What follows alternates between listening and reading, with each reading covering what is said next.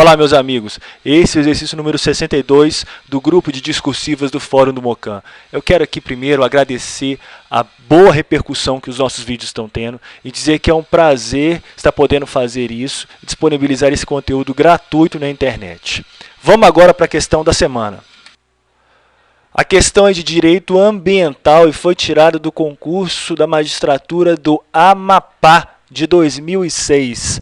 Analise, dentro do direito ambiental penal, a expressão relevante interesse ambiental. O examinador queria pegar muita gente com isso, viu? Primeira coisa, previsão legal. Aonde nós vamos encontrar essa expressão? Nós vamos encontrar no artigo 68 da Lei de Crimes Ambientais. Deixar aquele que tiver o dever legal ou contratual de fazê-lo, de cumprir a obrigação de relevante interesse ambiental. E vamos encontrar também na resolução 369 do CONAMA. Na sua parte inicial, você vai ver lá a menção a áreas de relevante interesse ambiental e no artigo 16, obrigações de relevante interesse ambiental. Como a questão quer saber o enfoque penal da coisa, nós vamos ficar somente com a interpretação desse artigo 68. E na busca da resposta dessa questão, eu me deparei com uma certa lacuna nas obras. Houve uma obra, inclusive, que o autor vinha trazendo comentários de artigo a artigo, e quando ele chegou no 68, ele simplesmente saltou o artigo e não trouxe comentário algum. Eu pensei, alguma coisa está errado nisso. E aí eu fui num espaço que eu gosto muito aqui em Belo Horizonte, que é a biblioteca da PUC Minas, um espaço aberto ao público, excelente espaço, bom para quem quer estudar. E vasculhei a prateleira toda de direito ambiental e fui encontrar, lógico, num clássico a resposta para essa questão. Na obra de Edis Milaré, Direito do Ambiente. Excelente livro, excelente obra. Edis Milaré diz o seguinte, que a Lei 9.605 é um diploma híbrido, ou seja, ela traz conteúdo penal, mas também traz sanções administrativas. Diz também, ponderando entre críticas e acertos dessa lei, que o progresso dela foi mais político do que técnico-jurídico. Aí, vejam, a gente começa a desfazer o enigma dessa questão, porque há um problema na redação no dispositivo, se é que a gente pode dizer assim. E que o tipo ambiental é um tipo aberto em muitos casos, ou seja, ele necessita que o intérprete faça uma valoração para completar a sua definição. E aí, quando a gente pega o artigo 68, a gente vê nessa expressão relevante interesse ambiental uma expressão desse tipo ambiental, desse tipo aberto. Agora vamos desfazer uma certa confusão que eu vi em algumas respostas da questão. Essa expressão dever legal ou contratual não é manifestação desse tipo aberto. Na verdade, isso quer dizer que é uma norma penal em branco. E quem diz isso não sou eu, não. É Luiz Regis Prado. Então, somando-se as lições, temos que o relevante interesse ambiental que demanda o conteúdo valorativo é tipo aberto. E o dever legal ou contratual que nós vamos buscar em outra norma é a expressão dessa norma penal em branco. Mas o que vem a ser esse tal de relevante interesse ambiental? Edis Milaré, na obra já citada, comentando o artigo 68, diz que trata-se de tipo extremamente aberto, do qual é difícil, senão impossível, extrair situações definidas e precisas, em prejuízo dos valores da certeza e da segurança jurídica. Parece inevitável um componente de relatividade, ou mesmo de subjetividade, na apreciação desse interesse. A própria diferença existente entre os vários ambientes, a principiar pela diferença entre o ambiente natural, cultural e artificial, sugere que o relevante interesse tem aspectos e pesos variados. E ele remata com a indagação: como estabelecer a figura do crime? Luiz Regis Prado, ainda num esforço interpretativo, diz que essa obrigação de relevante interesse ambiental deve revestir-se de importância para o normal andamento da administração ambiental. E assim, nesse esforço interpretativo, poderíamos trazer alguns exemplos de obrigações de relevante interesse ambiental, tais como a de recuperar a área degradada, a de manter a vegetação em área de preservação permanente e também a obrigação de manutenção das condições de conservação de vegetação nativa em área de cota de reserva ambiental, para usar aqui um artigo do novo Código Florestal, o artigo 49. Enfim, pessoal, é isso. No Twitter, @blog do Mocan, facebook.com/blogmocan. Até uma próxima.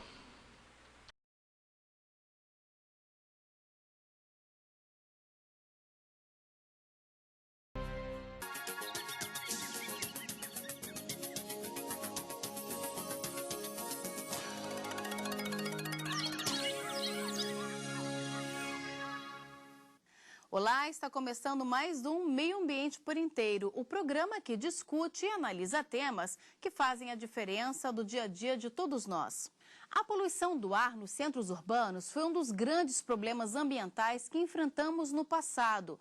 Os gases emitidos pelas indústrias na atmosfera foram responsáveis pelo aumento do efeito estufa e é causa de diversas doenças que afetam a população. Atualmente, nós ainda temos um ar bastante contaminado, mas as indústrias não são tão vilãs como antigamente. A adoção de novas tecnologias e o advento de uma legislação que busca realmente proteger o meio ambiente vem mudando esta realidade.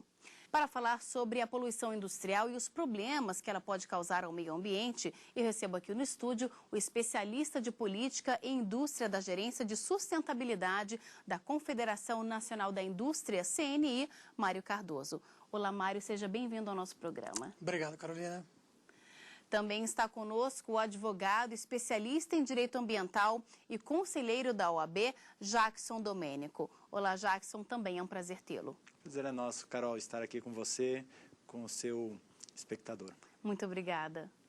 Antes de darmos início à nossa conversa, vamos conhecer uma gráfica que há mais de 10 anos mudou os hábitos e a rotina dos funcionários em prol do meio ambiente.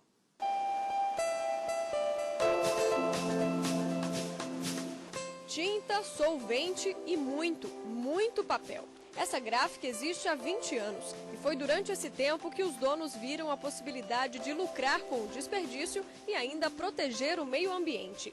Por mês, 6 toneladas de restos de papéis poderiam parar no lixo, mas ao invés do descarte fácil, a empresa preferiu contratar o seu Manuel, que cuida só da reciclagem. O cargo do seu Manuel é literalmente de fazer esse link, de pegar essas caixotes de papel que a gente dá ao longo da produção, que são muitos ao longo do dia, e ir da destinação e colocar na caçamba, que é onde a empresa vai vir colher. Então isso a gente acha que esse fluxo, além de tornar a produção mais limpa, a gente consegue dar esse fluxo e a gente consegue dar a destinação. Então a gente realmente vê a importância que tem essa função para a empresa. Hoje em dia, a gráfica se preocupa até com o processo de limpeza das máquinas. Antigamente, eles utilizavam essas estopas aqui e todo o resíduo químico ia parar direto no lixo. Depois, usaram essas toalhinhas reutilizáveis. E, por fim, com a tecnologia a favor do meio ambiente, as máquinas importadas da Alemanha já têm um processo de autolimpeza. Maíse, me explica uma coisa, por que essa empresa decidiu, então, ir para essa área mais sustentável e reutilizar os materiais? A empresa ela tem como âmbito ter isso dentro da empresa, como essa consciência ambiental. Então a gente viu de pequenas atitudes a forma de poder reaproveitar e contribuir para o meio ambiente. Começou com a estopa, que a gente via que se gastava bastante com essa estopa, e a gente achou uma oportunidade na toalhinha, que ela podia ser levada para a empresa relavável, reutilizável. E agora com a tecnologia, a própria máquina tem um programa que ela faz essa autolimpeza. Então a gente economiza tempo, economiza a demanda que daria disso do tempo do trabalhador, a demanda de acerto na máquina para produção, produtividade, além de contribuir com o meio ambiente. Com esses pequenos gestos, a gráfica não imaginou conquistar o selo verde internacional, dado às empresas que trabalham com materiais vindos de florestas controladas. A gente tendo o selo, a gente garante que a árvore que foi morta, entre aspas, foi de uma uma colheita como uma colheita qualquer, vamos supor. Falando bem leigamente, a gente come um arroz que é de uma colheita. Então a árvore veio de uma colheita e ela vai ser reflorestável, então não está poluindo, não está desmatando e não está agredindo o meio ambiente. E a iniciativa não fica só na produção gráfica. Dentro do escritório, os hábitos tiveram que mudar.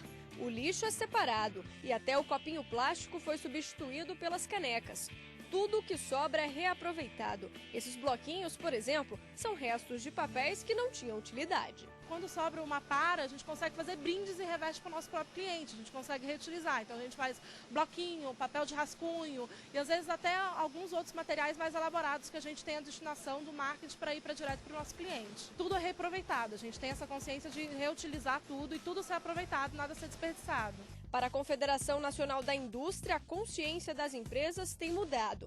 Afinal, o meio ambiente hoje em dia é o foco do sucesso. A indústria do século XXI é uma outra indústria, né, com outras responsabilidades, outros conceitos, né, e com condições mais apropriadas ao desenvolvimento e ao controle da poluição. É preciso a gente lembrar que poluição para o empresário hoje é desperdício, né? E afeta diretamente a competitividade da indústria. É desperdício porque você usar matéria-prima de uma maneira ineficiente é desperdiçar matéria-prima, é desperdiçar dinheiro. Então, o problema de poluição é a extinção da poluição, ataca a poluição, atacar os problemas com ciência, tecnologia, etc. Hoje é uma linha de ação de todo empresário brasileiro que queira se manter nesse século XXI competitivo, né, e com sustentabilidade ao longo do tempo, né?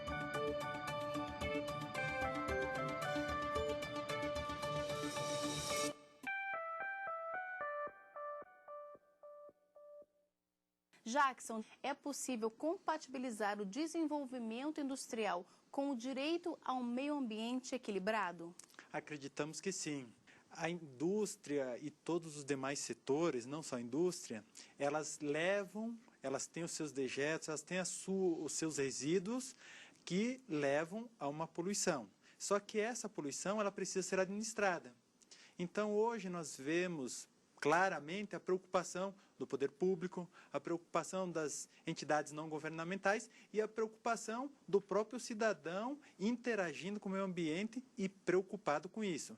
Nós vemos o poder público muito presente, nós vemos leis novas, nós vemos decisões jurídicas muito precisas e nós vemos também o poder executivo fluindo para termos todos um ambiente melhorado.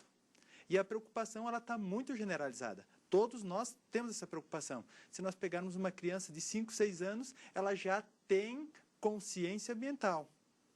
E assim está sendo com a indústria e está sendo com todos os demais setores. É bem verdade que se nós estivermos em São Paulo, vamos ver que o céu, por vezes, tem uma determinada poluição.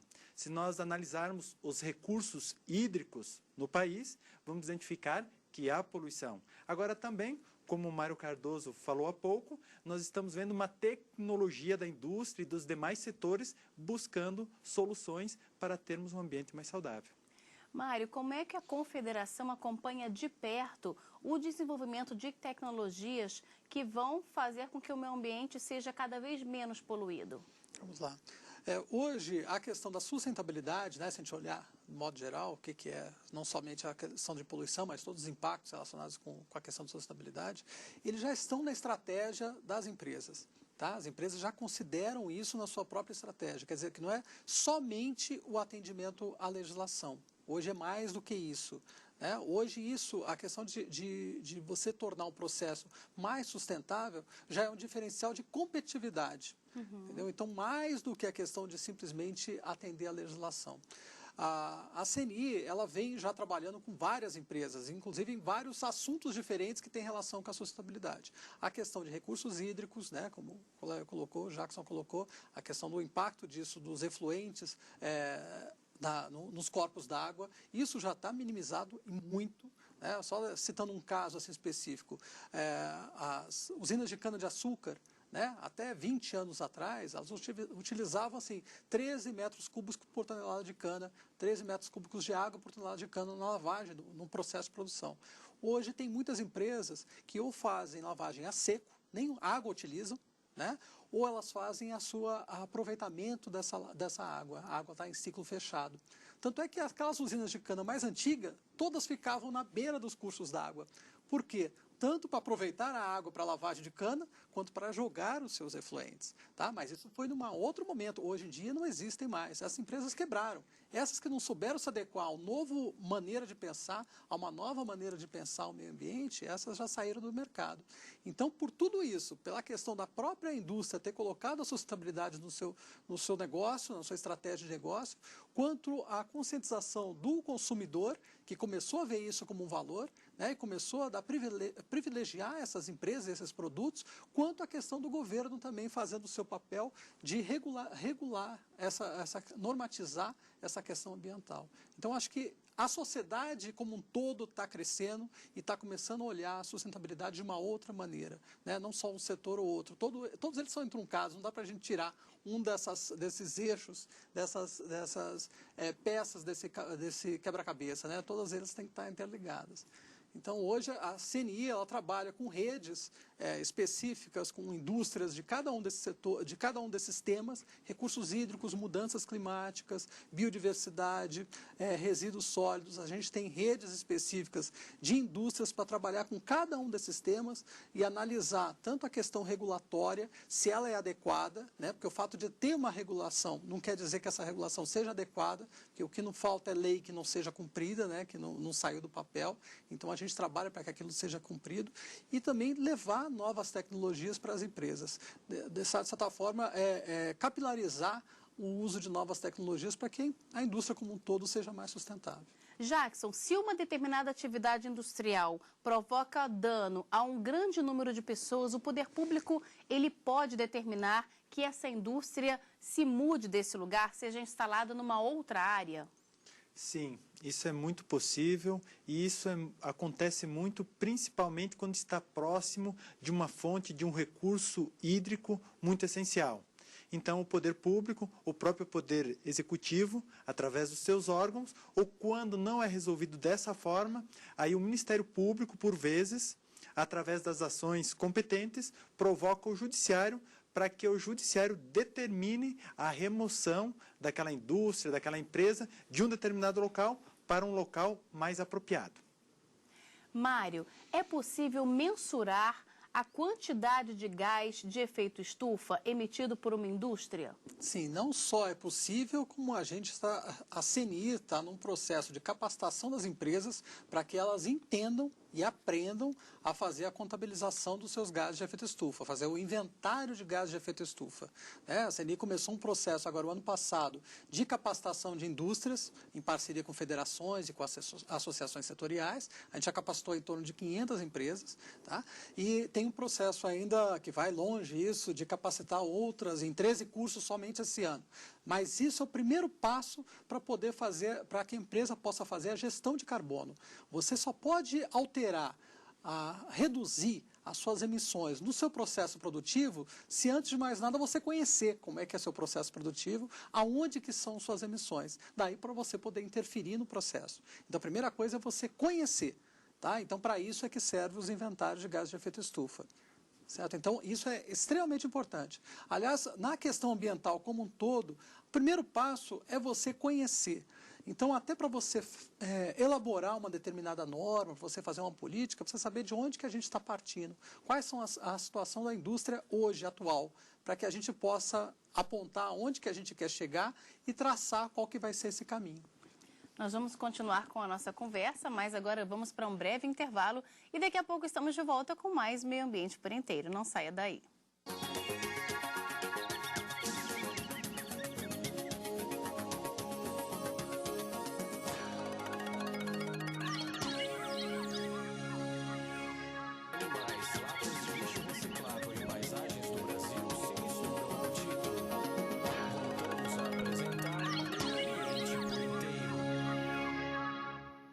Estamos de volta com o Meio Ambiente por Inteiro, que hoje fala sobre a poluição industrial. Participam do programa o especialista de Política e Indústria da Gerência de Sustentabilidade da Confederação Nacional da Indústria, CNI, Mário Cardoso.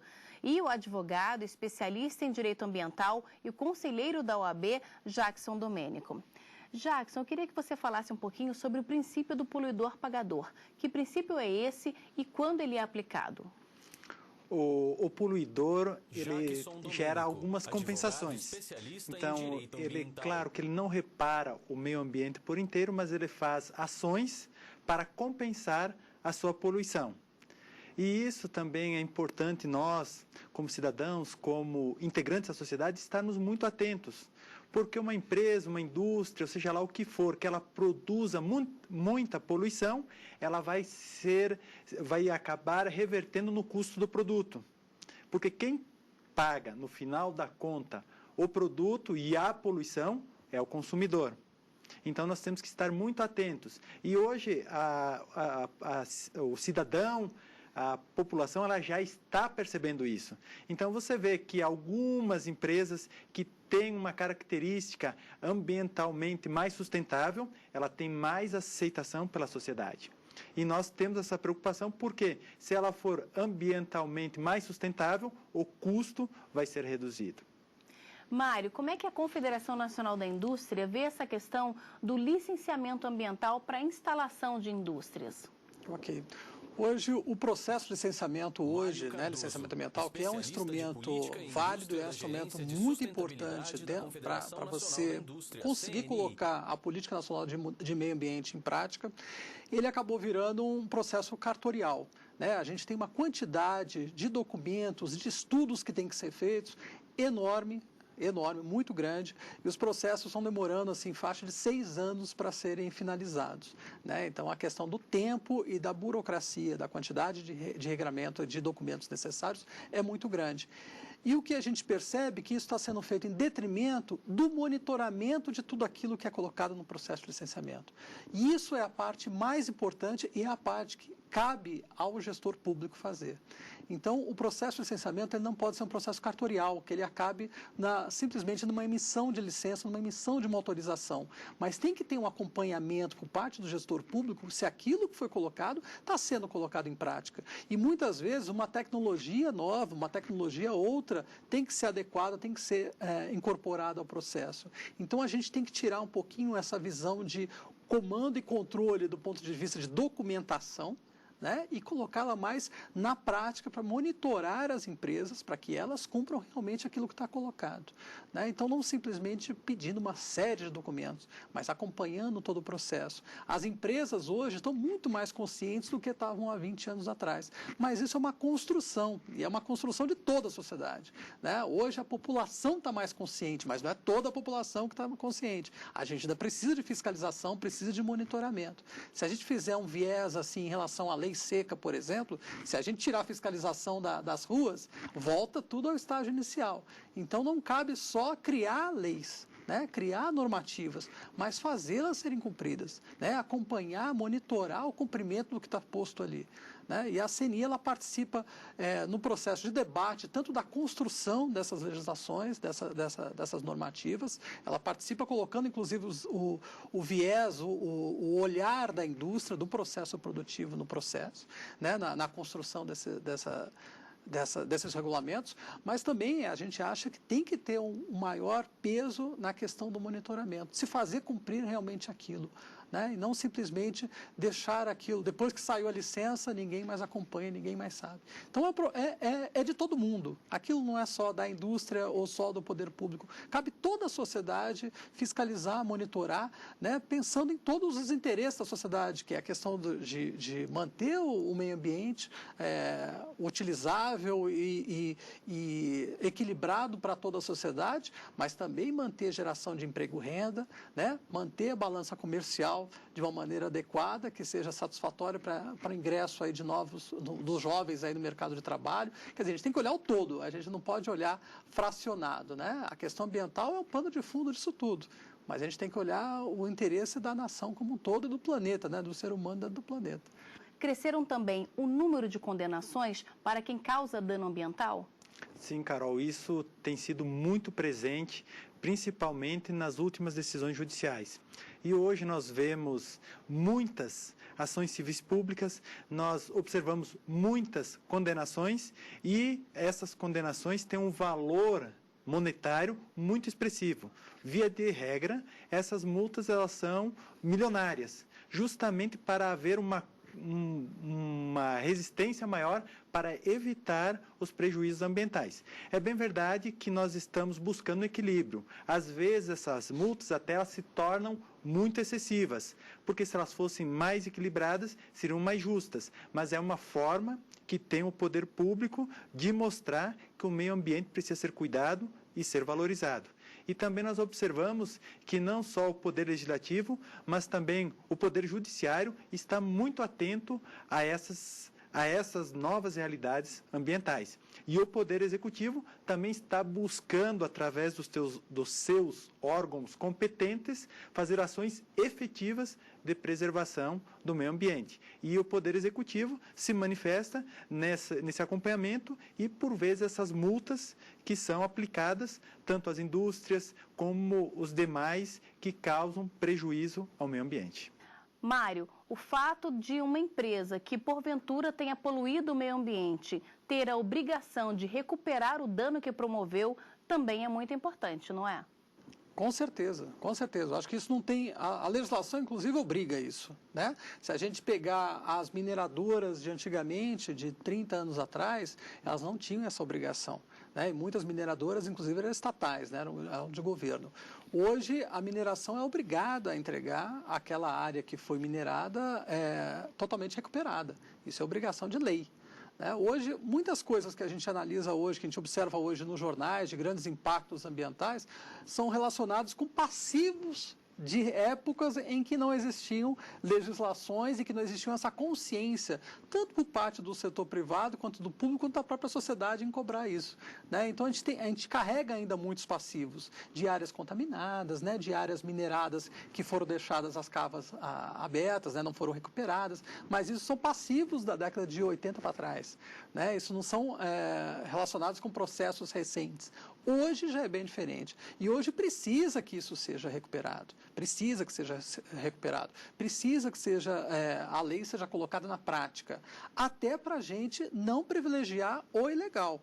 Mais uma vez, né? Se a gente não fiscalizar, se a gente não fizer cumprir a lei, a gente está beneficiando o ilegal, ele está tendo uma vantagem competitiva em cima daquele que está cumprindo as suas obrigações, né? Então, é interessante também para a indústria isso, tá? A gente participa da elaboração, a gente coloca a nossa posição, muitas normas que querem ser criadas ou que têm o interesse de ser criadas, às vezes não é o momento adequado, né? Às vezes a gente tem que adaptar as nossas situações. O Brasil é um país muito heterogêneo, muito grande. Quando a gente fala de indústria, a gente sempre pensa em São Paulo, né? Mas a gente está tratando também de Roraima, do Acre, está tratando de estados em que tem uma dificuldade maior na gestão ambiental. Então, muitas vezes, a gente não dá condições para que estados do norte do país, alguns do centro-oeste, consigam implementar aquela gestão ambiental daquela maneira. Então, muitas vezes, o que falta não é a ação dentro da indústria. O que falta é o órgão de gestão ambiental, o órgão estadual de meio ambiente que não dá conta de fazer a sua gestão ambiental, que não dá conta de monitorar, que não tem equipe para analisar os processos de licenciamento. Tá? Então, a gente tem que dar condições para que a gestão ambiental ocorra, não somente em São Paulo, onde ela já está ocorrendo, mas também nos outros estados da federação. Então, assim, a gente tem que sempre considerar o tamanho do Brasil e, mais do que o tamanho, são as diferenças entre os diversos situações aqui no Brasil. Tanto das indústrias, né, as diferenças setoriais, quanto as diferenças territoriais aqui, de localização dessas indústrias no território nacional. Jackson, você falou sobre essas multas milionárias que são aplicadas para quem prejudica o meio ambiente. Quais são os parâmetros para a fixação dessas multas? Os parâmetros para a fixação dessas multas, aí algumas leis da União, algumas leis estaduais e algumas leis municipais trazem no seu bojo a discriminação de quanto é essa multa.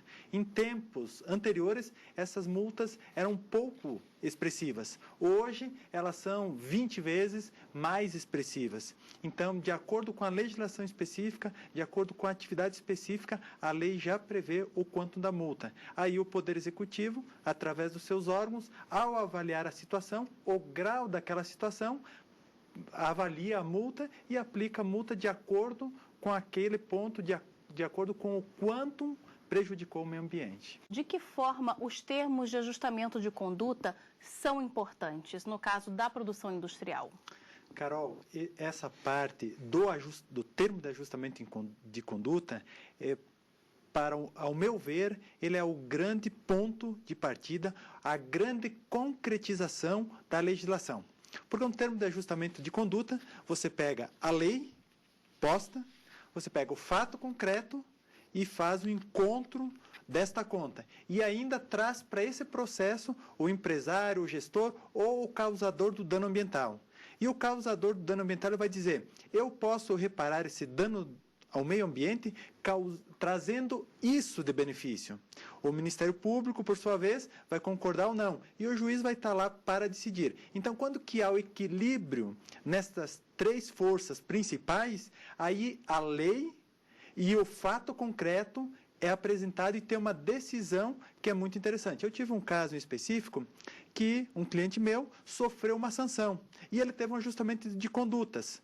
Então, ele teve 20 anos para fazer, começou imediatamente e cada ano ele tem uma meta a ser cumprida. E se ele não cumprir a meta, ele vai sofrer uma nova sanção. Então, o que causava a poluição ambiental, é o principal preocupado em fazer com que o meio ambiente esteja bem. Então, ele deixou de ser um poluidor para ser um protetor do meio ambiente. Então, aí que o termo de ajustamento de condutas me parece que revela a sua grande sabedoria. Muito obrigada pela presença de vocês aqui no nosso programa. É um prazer, uma satisfação nossa. Obrigado, Carolina. Prazer. Muito obrigada. E nós ficamos por aqui, mas na semana que vem a gente volta a se encontrar em mais um Meio Ambiente por Inteiro. Se você quiser enviar alguma sugestão para o programa, anote o nosso endereço, meioambienteporinteiro@stf.jus.br. Obrigada pela sua companhia e até o próximo programa. Tchau.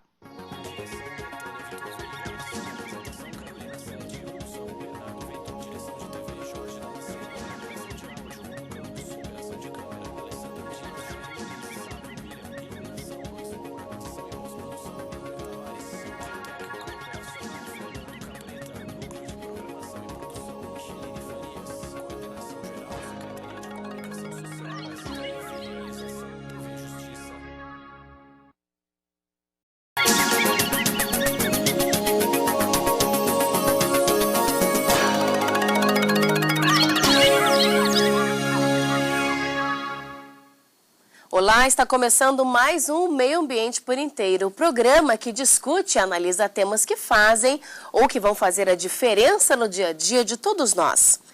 Quem nunca se incomodou com um vizinho barulhento ou com aquele carro de som que passa todos os dias na porta de casa? E o barulho do trânsito frenético de todo dia? A poluição sonora é um efeito danoso provocado por sons e volumes que ultrapassam os níveis considerados normais para nós, seres humanos. Esse tipo de poluição não deixa resíduos e é percebido somente pela audição. Por causa disso, muita gente subestima os efeitos que podem causar danos à saúde, como estresse, problemas auditivos, perda de concentração e da aprendizagem, cansaço e pode, inclusive, afetar o sistema nervoso e cardiovascular. Para falar sobre a poluição sonora, eu recebo aqui no estúdio o advogado e professor da Universidade de Brasília, Frederico Viegas. Bem-vindo, professor. Obrigado. Também está conosco o subsecretário de Saúde Ambiental, Luiz Maranhão. Bem-vindo também, Luiz. É um prazer. Obrigada. Antes de darmos início à nossa conversa, vamos saber um pouco mais sobre como a poluição sonora pode prejudicar a saúde das pessoas. Barulho de carro, ônibus, caminhão, som, conversa e obra. Tudo isso faz parte da nossa rotina. Não dá espaço um barulho para o outro, é barulho de ônibus, é barulho de som, é barulho de grito, é horrível. Passa a noite zoando no ouvido, assim. É muito aberto e pelo barulho ser muito próximo aqui, ele transporta para dentro. Mas você sabe qual é o nível da poluição sonora na sua cidade? Aqui na rodoviária de Brasília, além do som do alto-falante, do barulho dos ônibus e da conversa das pessoas, quem trabalha por aqui convive com todo esse barulho. Eu trouxe o engenheiro Marcos Vinícius, engenheiro ambiental, para explicar para a gente os efeitos desse barulho todo para quem trabalha o dia inteiro aqui na rodoviária. Realmente, quem trabalha o dia todo aqui na rodoviária com limite de acima de 80 decibéis tem muitos efeitos por conta da saúde na audição, por conta provocado pela poluição sonora. Este é o caso do Francisco Diniz. Ele é fiscal do governo, trabalha aqui na rodoviária todos os dias e reclama que já não sabe como se proteger do volume alto. Provoca muito cansaço, insônia, isso é constante. E quando chega no período da tarde, isso triplicam, né? Para avaliar outros pontos, Marcos e o colega, que também é engenheiro ambiental, nos convidaram para dar uma volta na rodoviária. Em todos os lugares foram registrados ruídos acima de 75 decibéis. O limite permitido é de 60, ou seja, o som estava bem acima do ideal.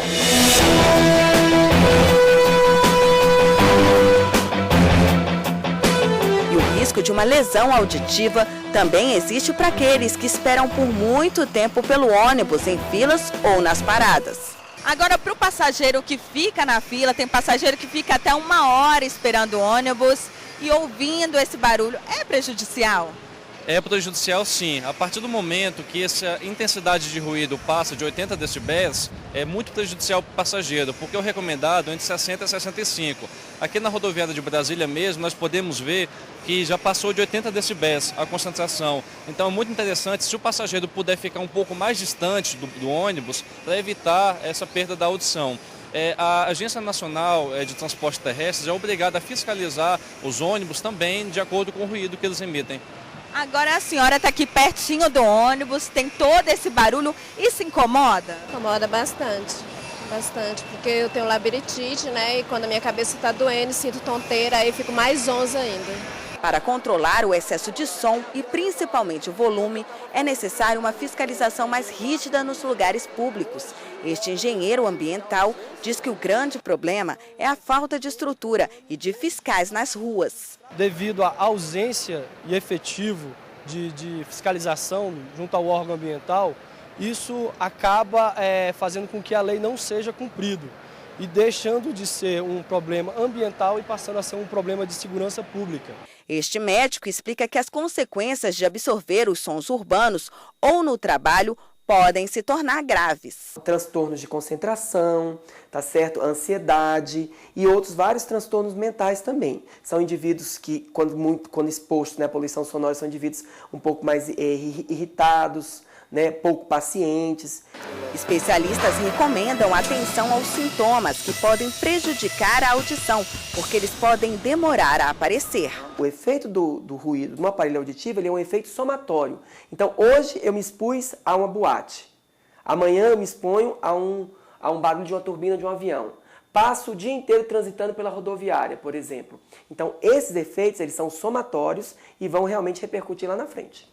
Frederico, quem é que pode ser mais prejudicado com os efeitos da poluição sonora? Quem trabalha num lugar barulhento ou a gente no nosso dia a dia mesmo está sujeito aos mesmos riscos? Bom, por óbvio, quem trabalha no local que tem mau ruído está sujeito. Mas também quem trabalha nesse tipo de lugar também, ele se previne mais. Tá? Existem várias formas de você ter a prevenção, inclusive a própria legislação fala sobre a prevenção de quem tem problemas com o barulho excessivo no seu local de trabalho.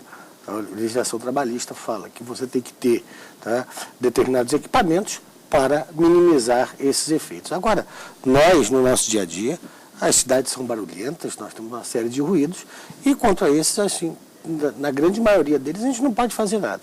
Em compensação, outros, a gente pode também ter, eu diria que eles seriam minimizados, não acabados, mas minimizados. Luiz, existe um limite pré-estabelecido, um limite de um nível de poluição sonora que pode acontecer e não prejudicar o nosso dia a dia, a nossa audição? Na academia, né, se formatou um desenho de que 80 decibéis seria o limite, que a partir daí já causaria danos à saúde. No primeiro momento, ao órgão auditivo, né, a perda progressiva da audição. E, a longo prazo, isso vai causando danos, né, de forma crônica, através dos hormônios do estresse, o cortisol principalmente, né, que vai gerando uma irritabilidade crônica, e muitas vezes você acha que você está acostumado àquele nível de ruído mas o corpo está pagando um preço muito caro por isso. Exatamente, é por isso que dizem que esses efeitos danosos da poluição sonora, eles são quase que imperceptíveis. Quando você percebe que você já sofreu algum dano, a sua audição já está um pouco mais prejudicada, o seu nível de estresse já é muito maior. É porque a geração de ruído, como disse o professor, é uma coisa que faz parte da nossa vida hoje, né? Existem países como a Alemanha, a Espanha, a Bélgica, que colocam na estrada, na beira das estradas, contenções de ruídos, né? São placas imensas de acrílico para não deixar esse ruído do trânsito invadir a área urbana. Quer dizer, veja que nós estamos engatinhando nessa preocupação. Existe legislação, mas não há uma cultura dentro da sociedade de preservação e cuidado com esse tema. Frederico, ele falou na legislação, né? O que prevê a nossa legislação? Bom, em primeiro lugar, as legislações são muito mais municipais. Cada município tem a sua legislação.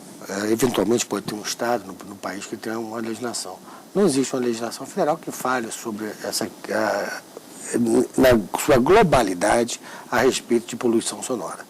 Então, até mesmo porque nessa matéria urbanística, tá, constitucionalmente, isso é a tarefa dos municípios.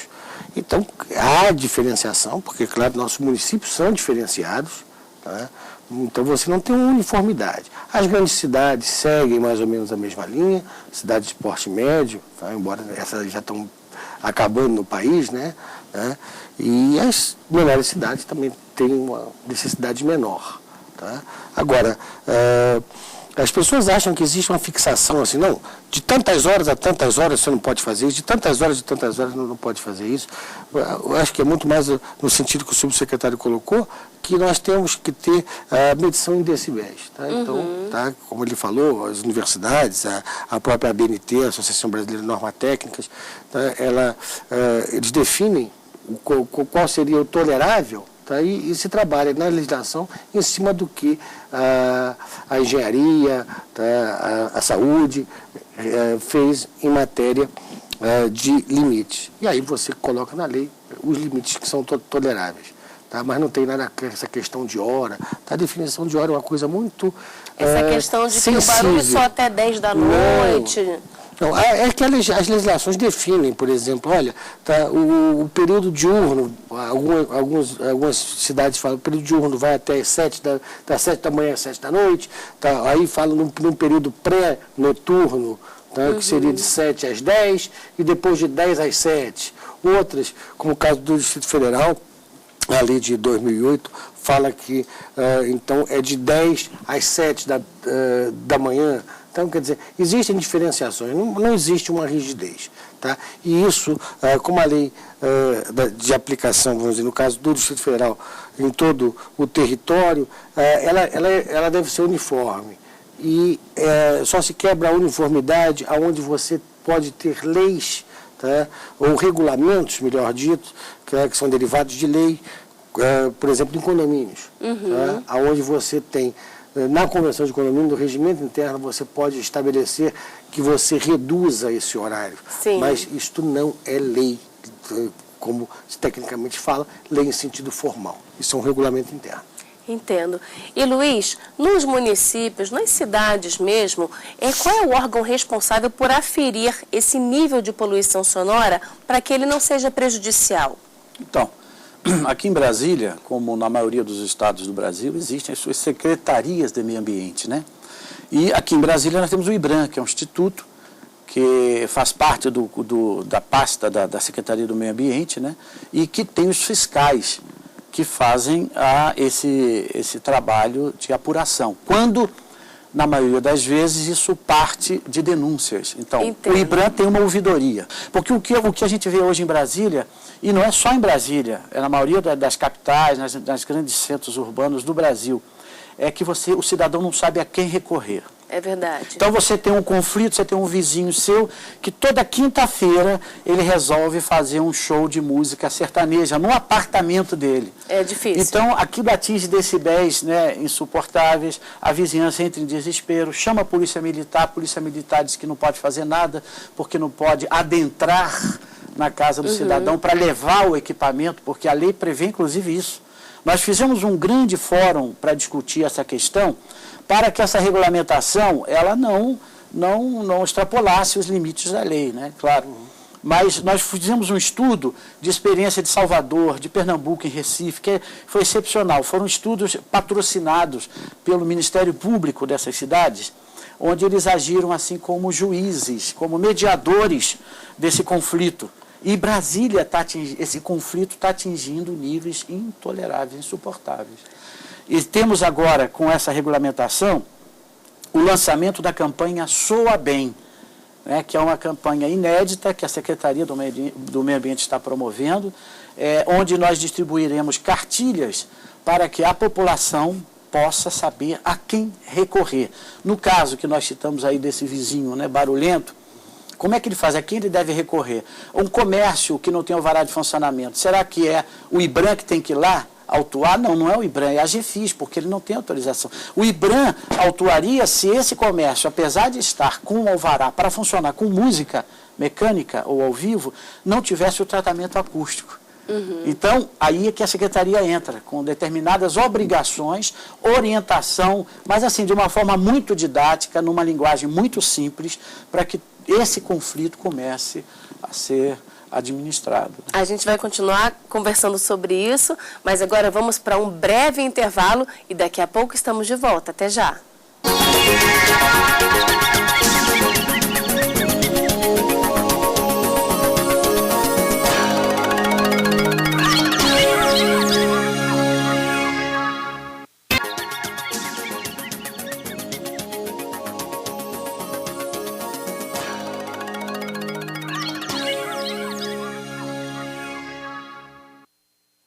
Estamos de volta com o Meio Ambiente por Inteiro, que hoje fala sobre a poluição sonora.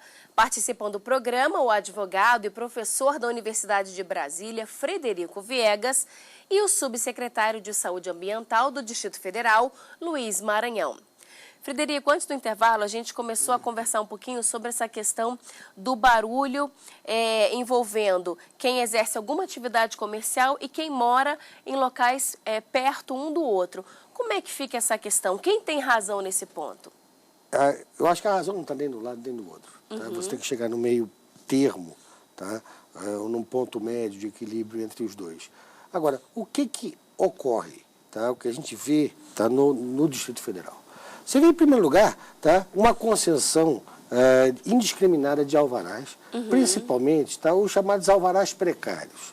Alvarás precários que terminam sendo definitivos. Então, dentro dessa precariedade, pode, não pode. Tá? Então, talvez a agência de fiscalização, como o subsecretário falou, a GFIS tem que ir lá caçar o alvará. Tem que ter a vontade política de se fazer isso. É inacreditável que você tenha, por exemplo, uma superquadra no plano piloto, tá? Onde você tem uma comunidade de 11 edificações atrás, que você tenha barulho até as 4 horas da manhã, música ao vivo, música mecânica sem nenhum tratamento, tá? E ali você tem o limite entre uma zona residencial e uma zona mista. Tá? Agora, isso é inconcebível. Olha, você tem que ir lá, tem que ter a vontade política. Agora, às vezes, falta ao Estado vontade política de fazer as coisas. É claro que também, dentro dos condomínios, você tem que ter... Do condomínio, você tem que ter um exercício de tolerância. Né? Claro que aquele vizinho, como o subsecretário falou, que faz festa toda quinta-feira. Fica com som alto o tempo inteiro. Eu tinha um vizinho no meu prédio que via todos os jogos do Campeonato Brasileiro e gritava e reunia os amigos todos os jogos. Acho que todos nós já passamos por isso, né? Então, isso é inconcebível. Agora, aquele vizinho que faz uma festa eventual, tá? Nós que estamos morando num condomínio, nós temos que exercer um pouco da tolerância. Entendo. Tá? Agora, isso aí não é esse equilíbrio que a gente tem que buscar. O bom senso deve imperar, não é? O bom senso deve imperar. Você não vai porque o seu vizinho fez uma festa que você vai chamar a polícia. Agora, no caso daquele que faz festa toda semana, tá? Aquela pessoa, inclusive, se dentro do Código Civil, da legislação de condomínio, você pode até pedir, tá? Que essa pessoa possa ser compelida a vender a sua unidade imobiliária. Tá? Você pode chegar a isso, pelo uso abusivo da sua propriedade. Tá? Mas ninguém quer chegar a isso também. Tá? Você quer chegar, olha aqui, ó, se eu limite, tudo tem que ser exercido dentro do limite. E não achar que o fato de eu ser proprietário, quer dizer, essa noção proprietária do brasileiro faz com que ele possa fazer o que ele quiser. A noção proprietária não dota pessoas de superpoderes, não. Claro. Tá? Eu acho que vai por aí. Agora, Luiz, se mesmo assim, mesmo com toda a conversa, com toda a tolerância, não for possível fazer com que aquele nosso vizinho seja um pouco menos barulhento, existe a quem recorrer? No primeiro momento, é como o professor falou, existe uma convenção de condomínio, existe um condomínio, né, onde se presume que haja uma relação, né, mais avançada, social mais avançada entre as partes, né? Mas quando esse condomínio se descuida de criar normas internas para fazer com que esses horários sejam cumpridos e que se evite esses excessos, é que deve-se recorrer à polícia. Mas que polícia? Né? Aí que tá, você tem a polícia civil, você tem a polícia militar. Em primeiro lugar, você deve se afastar, já que você deve evitar o confronto com esse vizinho seu, que não deve estar muito bem, né? No meio, imagina, no final de festa, lá pela madrugada, né? Como é que ele vai estar para ter um diálogo com você, né? A gente presume que a coisa não vai ser muito fácil. Se você percebe que não há como se dirigir a essa pessoa, você tem que esperar realmente e, no primeiro momento, procurar a delegacia, né, a polícia civil próxima àquela região da sua moradia, da sua residência, e efetuar uma queixa. Por quê? Porque se você tiver, por exemplo, alguém na sua casa, você como afetado pela poluição sonora, você tem uma pessoa de idade, hipertensa, uma pessoa que depende de medicamento. Ou um bebê. Ou um bebê, onde a saúde dessa pessoa esteja à mercê dos danos provocados por essa poluição sonora, aí já se configura crime e não mais uma contravenção. Entendo. Então, você tem como instaurar, né, um inquérito policial para apurar fatos. Normalmente, o que acontece? Essa pessoa, no primeiro momento que ela percebe que ela foi chamada para depor numa delegacia em função disso, ele já começa... Já vai repensar as atitudes. A repensar o procedimento dele, o comportamento dele. Ou se ele for realmente uma pessoa muito desequilibrada, ele vai para o confronto. E aí é o papel da justiça entrar aí e fazer a parte dela. Muito bem. No caso dos carros de som, nós temos um mapeamento que nós levantamos que é assustador, de cidades como aqui Paranoá, né, Arapuã, Itapuã, Paranoá, onde os índices de poluição na rua é uma coisa absurda e as pessoas não sabem o que fazer. Por quê? Porque na regulamentação, o problema de carro de som está vinculado à fiscalização do órgão de trânsito, juntamente com a GFIS. Normalmente são empresas de publicidade e de propaganda. A maioria delas funciona de forma ilegal, de forma irregular. Né?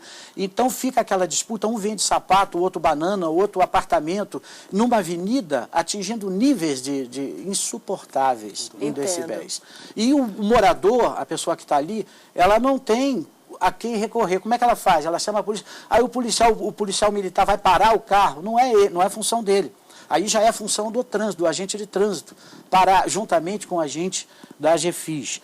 Quando se fala do órgão ambiental, porque o órgão ambiental, na realidade, é o único que trabalha com os decibelímetros, que são os aparelhos que vão medir, né, e que vão configurar o excesso, a baixa, e aí, então, partir para uma orientação administrativa ou já para uma multa, se for reincidivo. Porque de repente o policial não pode anotar a placa e multar a empresa que está fazendo, que está colocando esse carro de som na rua? A polícia militar vai poder, olha só como é interessante esse processo da regulamentação. No caso do carro de som, é o DETRAN. No caso de um carro como o nosso, um carro particular, onde vocês já devem ter visto alguns jovens que abrem o porta-mala. Tem ali e ali vai a 140 decibéis. Boate ambulante. Né? Isso. Boate ambulante. Então, aquilo causa um transtorno, causa um problema. Param, às vezes, num posto de gasolina. Né? Nós já tivemos caso daquele oficial da aeronáutica. Né, que foi tomar satisfação no posto de gasolina e levou uma surra, apanhou ali. Quer dizer, então, a quem você deve recorrer nesse caso é a Polícia Militar. É a Polícia Militar. Nesse caso específico, é a Polícia Militar. Infelizmente, as convenções de condomínio muitas vezes não são bem elaboradas e podem prever, às vezes, que o barulho pode ir, por exemplo, até às 3 da manhã. Mas essa convenção, esse regimento interno pode ir contra uma lei.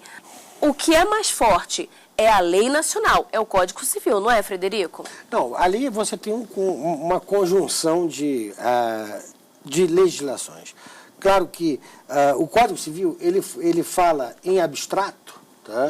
Que esse dever, tá? essa postura negativa que as pessoas têm que ter, tá? De não fazer. Sim. Tá?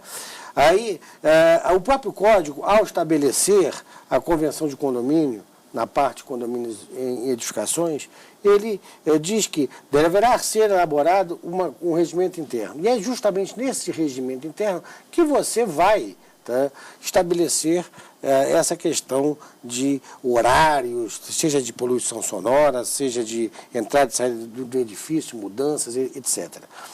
O que se deve fazer? Tá?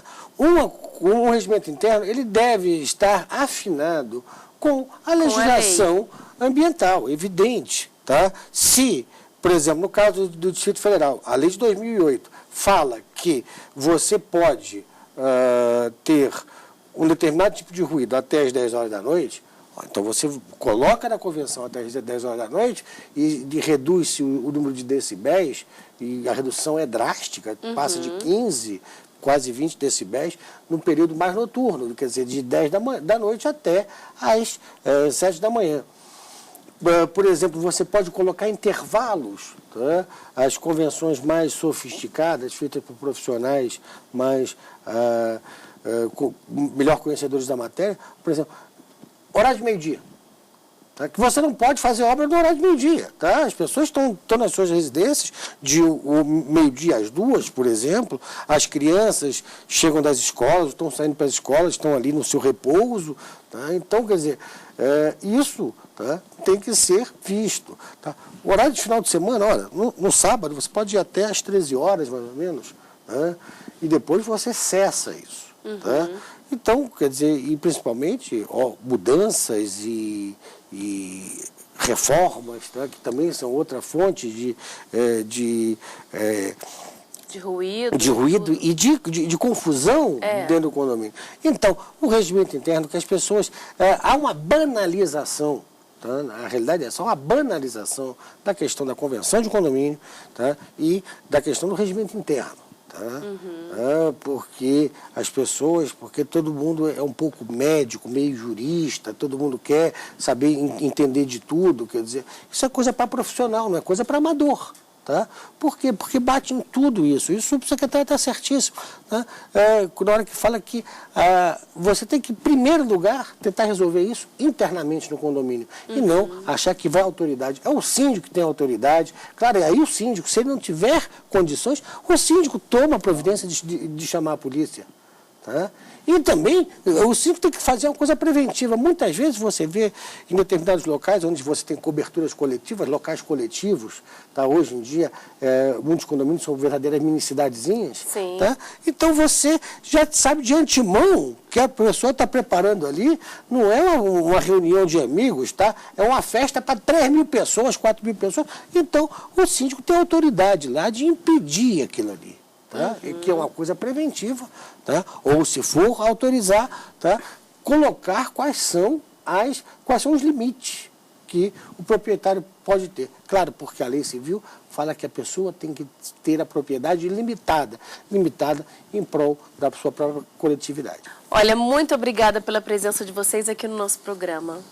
Obrigado. Obrigada.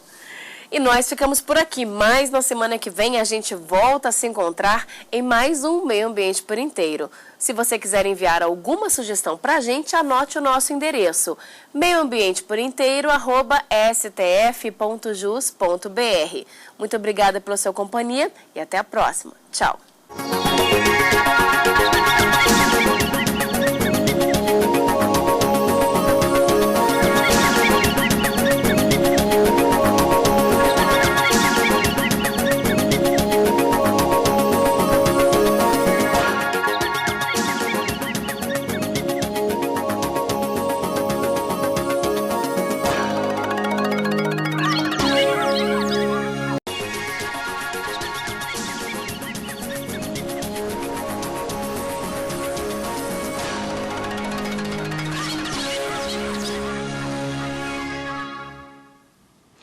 está começando mais um Meio Ambiente por Inteiro, o programa que discute e analisa temas que fazem ou que vão fazer a diferença no dia a dia de todos nós.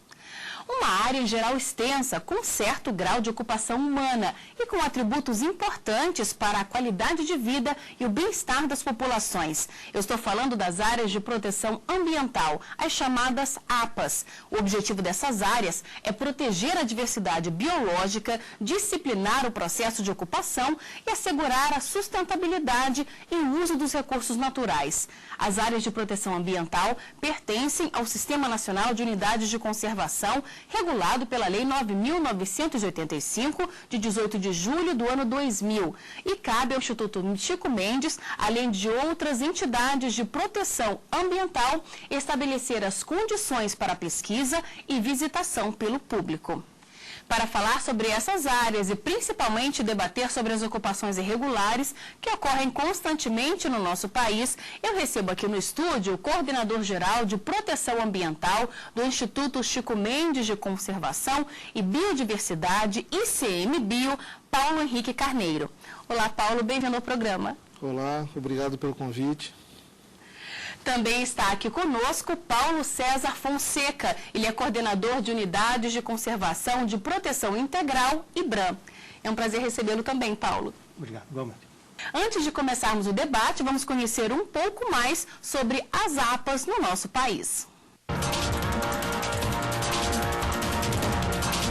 Diferente das áreas de proteção permanente, as áreas de proteção ambiental permitem a ocupação e a exploração dos recursos naturais, conforme normas específicas que assegurem a proteção da unidade de conservação. As APAs são constituídas por terras públicas ou privadas e foram criadas para proteger os mananciais, regular a utilização dos recursos hídricos e o parcelamento do solo, garantindo o uso racional dos recursos naturais e protegendo o patrimônio ambiental e cultural da região. Mas nem sempre existe essa proteção ambiental. Aqui no Distrito Federal o problema é antigo. A população costuma ocupar as APAs sem ter a licença necessária fornecida pelo poder público. Quem mora nessas áreas garante que ao comprar o terreno ou uma construção pronta, busca conhecer todos os procedimentos para evitar os prejuízos ambientais. Desde o início que nós temos buscado o licenciamento ambiental dessas ocupações. Porque, ao contrário do que muita gente pensa, na APA pode sim ter ocupação urbana. Claro que tem que ter critério, tem que ter um uso sustentável dessas áreas, os órgãos ambientais precisam disciplinar e acompanhar essas ocupações. Muitos parcelamentos já investem, já fazem ações ambientais, já fazem coleta seletiva, já fazem recarga de solo. Paulo Fonseca, as áreas de proteção ambiental, então, elas podem ser ocupadas, por exemplo, para a construção de moradia? Pode. Na verdade, essas áreas, elas são... o objetivo delas é que haja um disciplinamento dessas ocupações. Na verdade, elas foram criadas com esse objetivo, o uso sustentável dessas áreas. Ou seja, permite a ocupação, pode existir áreas públicas e pode existir áreas privadas, não tem nenhum problema. Ela permite o uso. O objetivo dela é simplesmente manter a biodiversidade, fazer com que haja uma utilização sustentável dessas áreas. Agora, Paulo Carneiro, me diz uma coisa, não é só o Instituto Chico Mendes que é responsável por proteger essas áreas. Fala um pouco como é que fica essa divisão com relação à proteção. Acho que é importante antes colocar que o Sistema Nacional de Unidades de Conservação, a lei que foi citada, ela cria várias categorias de unidades, que vão desde as mais restritivas até as mais permissivas, né?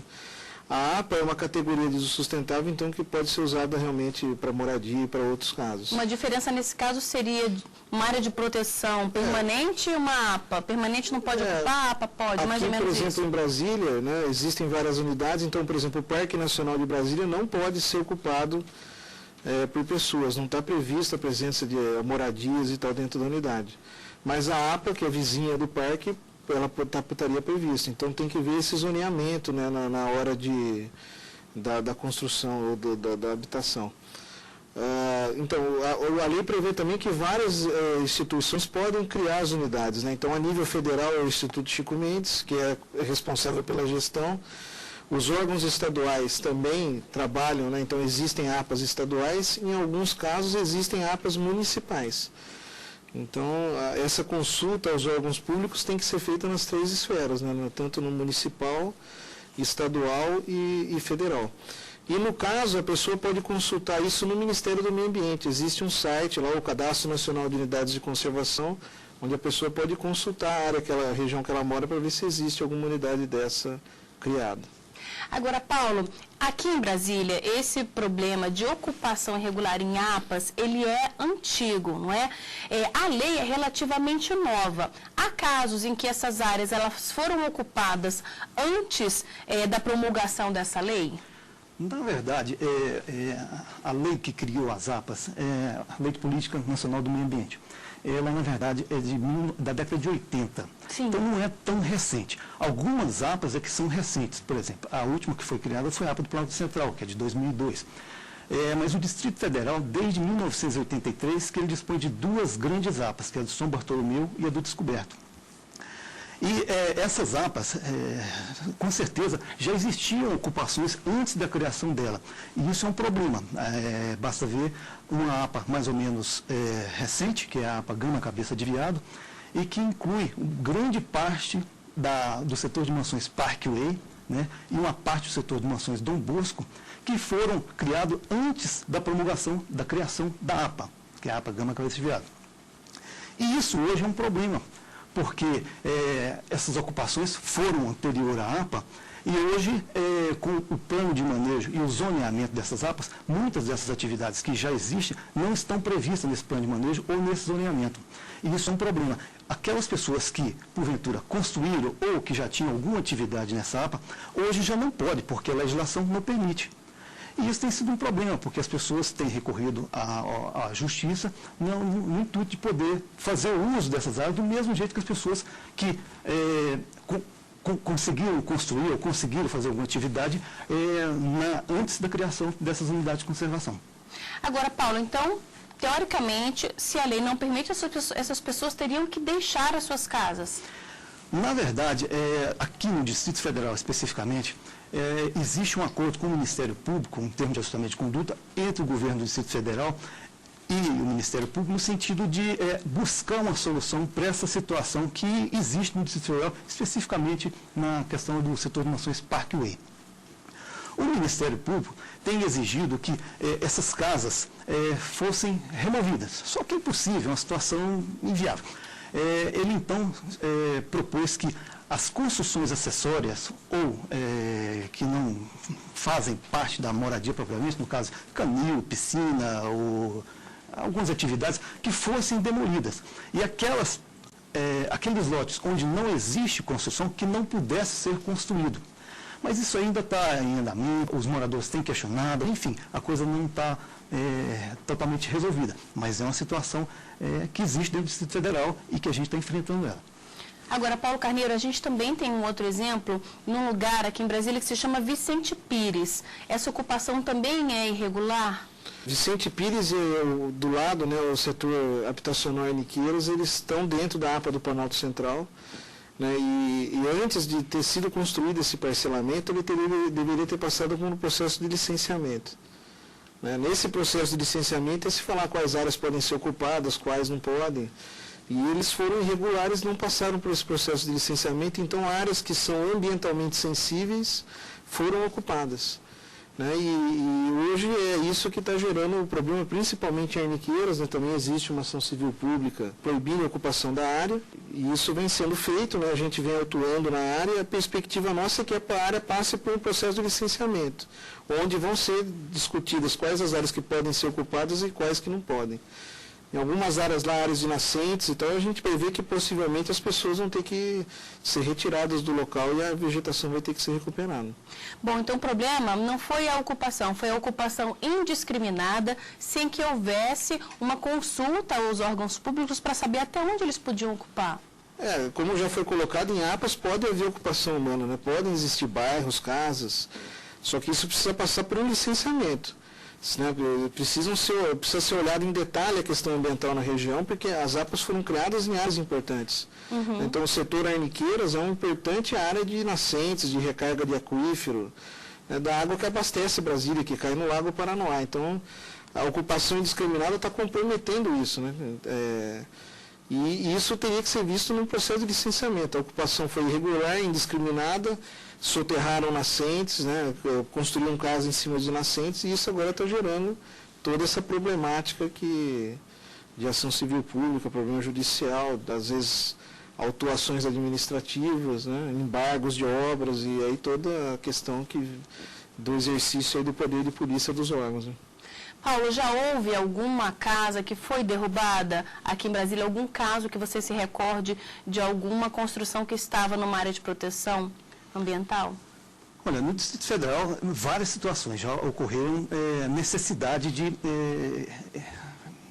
ter que retirar alguma residência, principalmente na região do Vicente Pires, mais especificamente nessas áreas onde foram ocupadas em áreas de preservação permanente, porque dentro da APA, obviamente, também existe áreas de preservação permanente, e essas foram demolidas, várias delas. Quando isso acontece, a pessoa não pode fazer nada, ela recebe algum aviso antes? Não, geralmente existe todo um procedimento, não é o caso de chegar e retirar uma residência dessa, né? A pessoa tem como recorrer e muitas vezes recorre, né? E tudo isso aí é feito, né? E somente em última instância é que realmente derruba a residência ou retira alguma benfeitoria que porventura a pessoa tenha construído.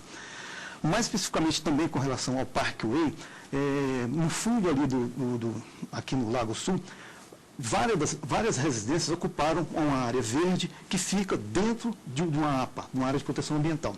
A Justiça determinou que fosse retirada todas essas ocupações.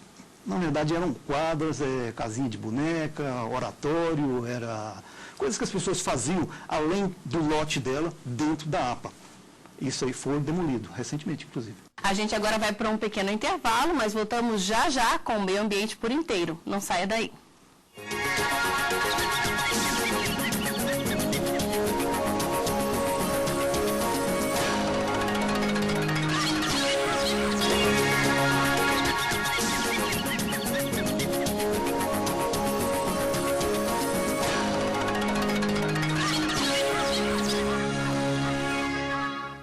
Estamos de volta com o Meio Ambiente por Inteiro, que hoje discute as ocupações irregulares nas áreas de proteção ambiental. Participam do programa o Coordenador-Geral de Proteção Ambiental do Instituto Chico Mendes de Conservação e Biodiversidade, ICMBio, Paulo Henrique Carneiro. Participa também Paulo César Fonseca, que é coordenador de Unidade de Conservação de Proteção Integral do IBRAM. Bem, antes do intervalo a gente falava sobre os problemas das ocupações irregulares e os prejuízos que elas podem causar ao meio ambiente. Agora vamos falar sobre a legislação do nosso país no que diz respeito às áreas de proteção ambiental. Sancionada em 18 de julho de 2000, a Lei 9.985 institui o Sistema Nacional de Unidade de Conservação da Natureza, estabelece os critérios e normas para a criação, implantação e gestão das unidades de conservação. De acordo com a lei, unidade de conservação é o espaço territorial e seus recursos ambientais, legalmente instituído pelo poder público, com objetivos de conservação e limites definidos, sob regime especial de administração, que se aplicam garantias adequadas de proteção. As unidades de conservação integrantes do sistema dividem-se em dois grupos, unidade de proteção integral e unidade de uso sustentável. As áreas de proteção ambiental fazem parte do grupo das unidades de uso sustentável, que tem o objetivo de compatibilizar a conservação da natureza com o uso sustentável dos seus recursos naturais.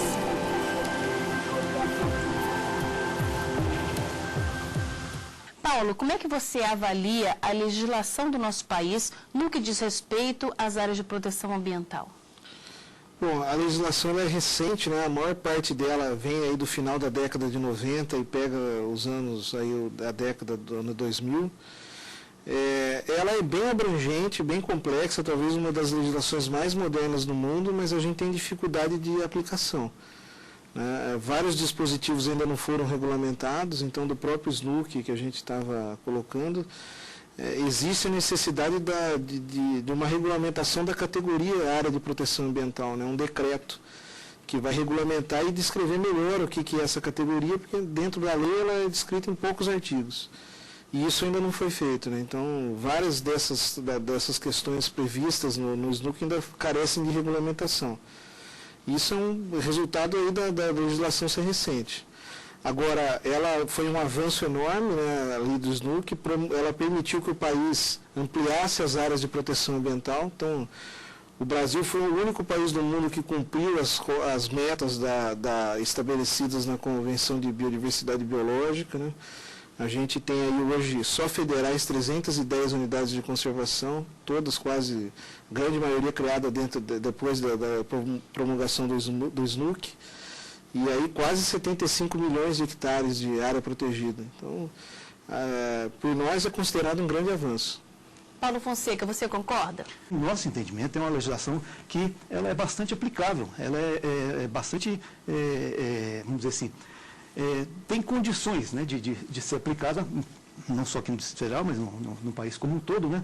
E eu acredito que ela é bastante válida. O desconhecimento dessa lei pode ser um dos motivos pelos quais acontecem as ocupações irregulares? A gente acha que tem que sempre separar as ocupações irregulares em dois grupos, né? Existe um grupo da pessoa que isoladamente, ela não está parcelando o solo, ela vai, ocupa uma área e constrói uma casa. A casa não precisa de licenciamento.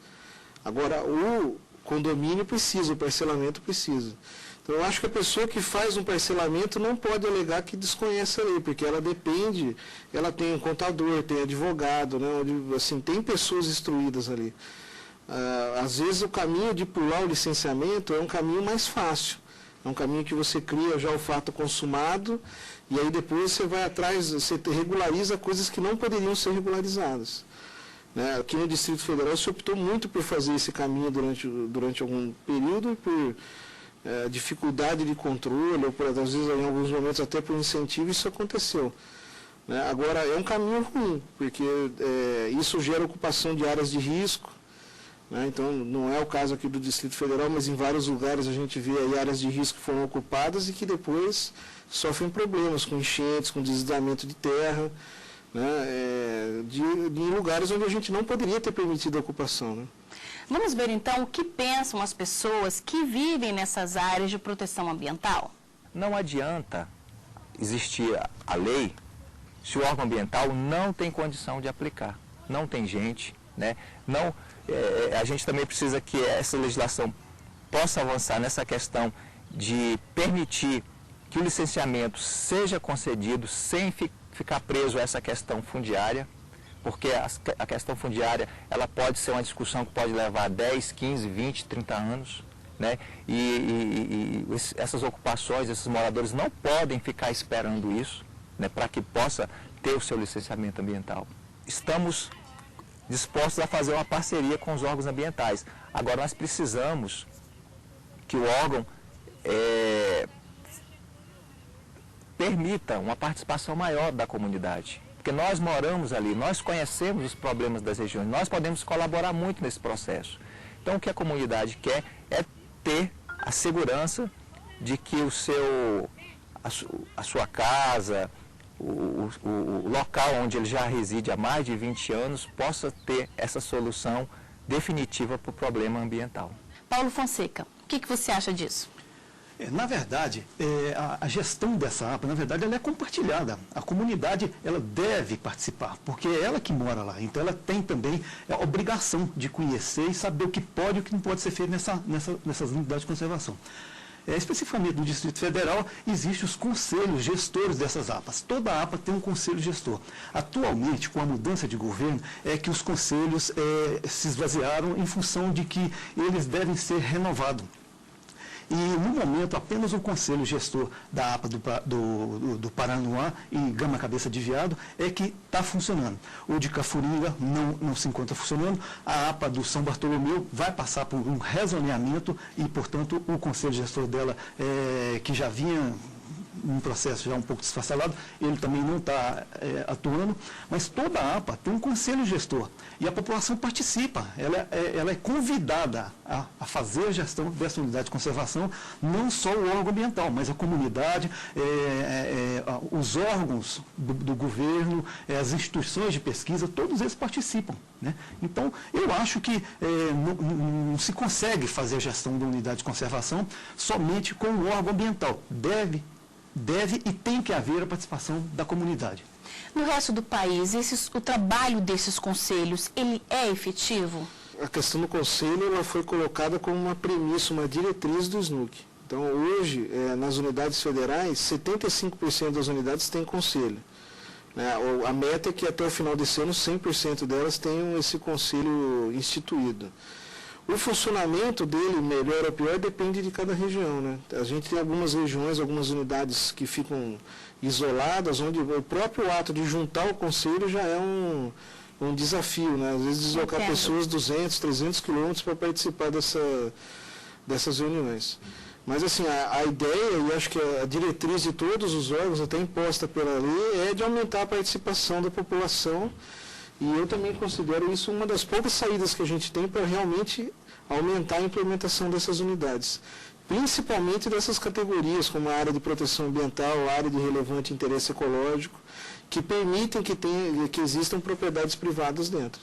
Você acha que há uma falta de conscientização pelo lado de quem quer morar e ocupar essa APA? Eu acho que em várias regiões do país, eu acho que o Distrito Federal se enquadra nisso, essa questão da ocupação da terra, tanto pelas questões fundiárias ou pelas questões ambientais, as pessoas tentam criar a questão do fato consumado. Construo as casas, implanto o condomínio ou o loteamento e depois eu vou buscar a regularização. E isso é uma sistemática que a gente tem hoje que dificulta demais o andamento correto das questões, né?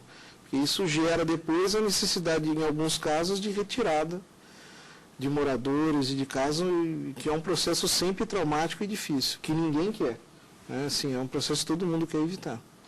Paulo Fonseca, você acredita que as penas para quem prejudica o meio ambiente são muito brandas aqui no nosso país?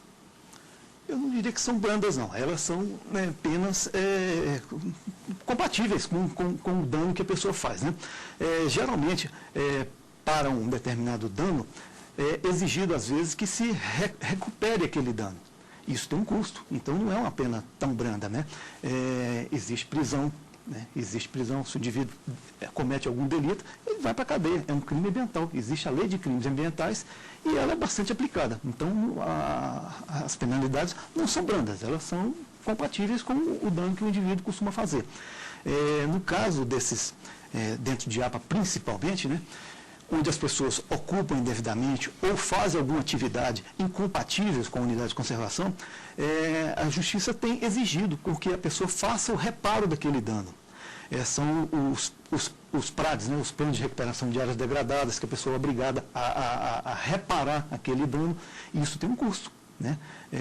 Pessoas que às vezes cometem algum delito vão para a cadeia, por exemplo, um indivíduo querendo fazer algum parcelamento dentro de uma área de proteção ambiental, ele é passivo de prisão e vai preso. A Delegacia do Meio Ambiente aqui, com frequência, leva o indivíduo para a cadeia até tentar que aquilo ali seja sanado, aquele problema seja sanado. Paulo Carneiro, o que você acha que deveria acontecer para que as APAs fossem ocupadas de forma regular e para que a população tivesse maior conscientização ambiental?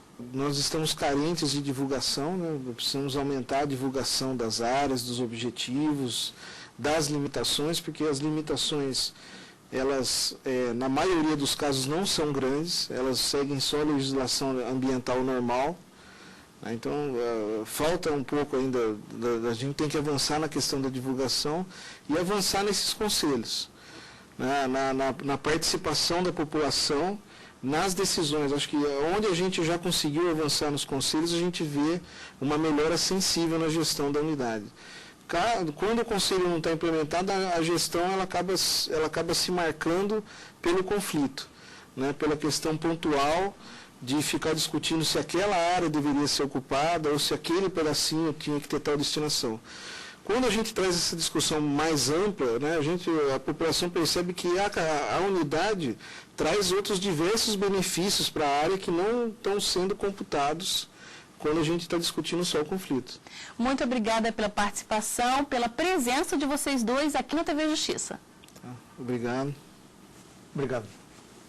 E o nosso programa fica por aqui, mas na semana que vem a gente volta a se encontrar em mais um Meio Ambiente por Inteiro. Até lá!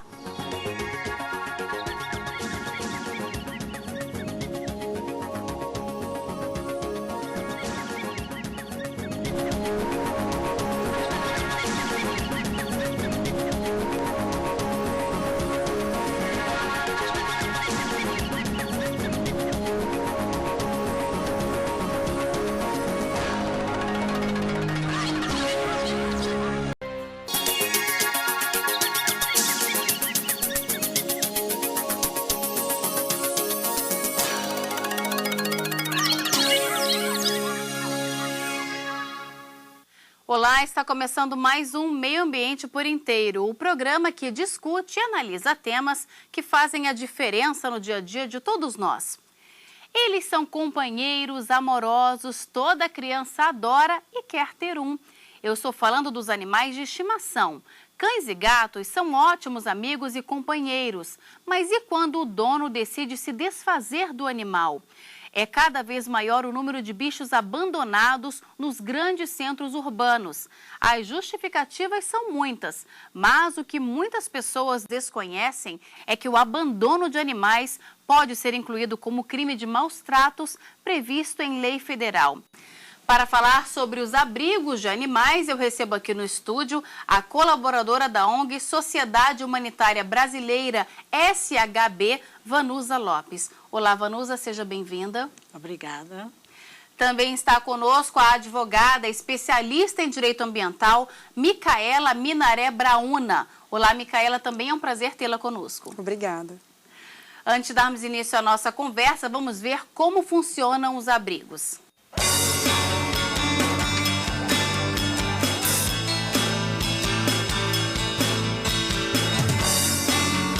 A maioria dos abrigos nasce da solidariedade das pessoas. A veterinária Ana Paula, apesar de trabalhar em um hospital particular, dedica todo o tempo livre a uma ONG que também cuida de animais. Eu gosto muito, a minha profissão, para ser veterinário, realmente tem que ter esse dom de cuidar, de amar. E acho que partiu realmente de mim de querer dar um pouco mais.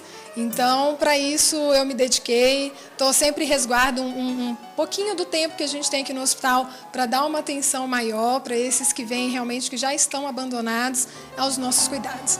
Eles chegam e passam por uma avaliação médica. O acompanhamento é de perto e tudo de graça. Melhor recompensa, principalmente, além de eu ver o animal saindo bem, chegou a um ponto de chegar sem andar e sair andando, é a gente saber que esse animal, se Deus quiser, vai conseguir um dono, um lar, que aí nessas condições vai ser muito mais fácil a gente conseguir arrumar uma pessoa, um lar, pelo menos um lar por um período, que é o que a ONG também faz, arruma um lar para poder dar aqueles cuidados iniciais antes de voltar para o abrigo ou antes mesmo de ser adotado. O número aumenta a cada dia. Muitos animais que são acolhidos com tanto amor quando filhotes, anos depois acabam em abrigos, abandonados.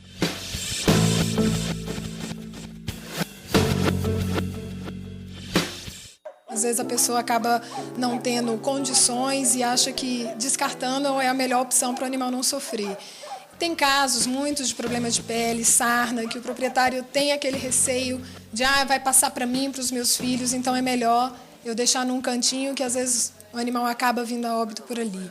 A mudança é a grande vilã. Essa é a maior causa de abandono no abrigo em que a Orcilene toma conta.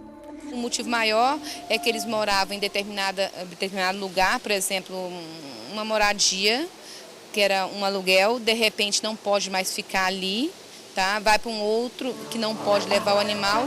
Esse é um dos motivos bem assim característicos, tá? Em média, o abrigo recebe todos os dias 5 pedidos de recolhimento. E esse número chega a dobrar no período de férias, quando as pessoas viajam e não têm onde deixar o bichinho. Aí, acabam abandonando nas ruas.